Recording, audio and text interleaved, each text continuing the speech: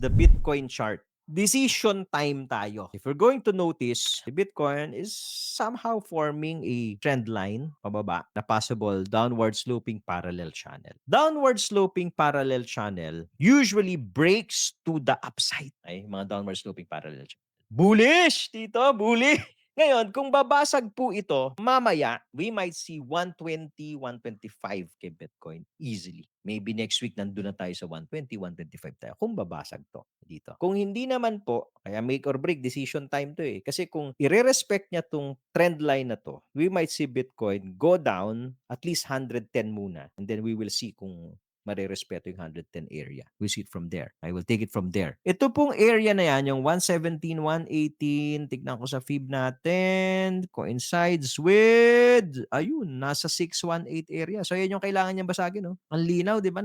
Napakaraming confluence na resistance dito. Kaya, maganda to pagka binasag. So, titignan natin kung saan ang direction niya po mamaya.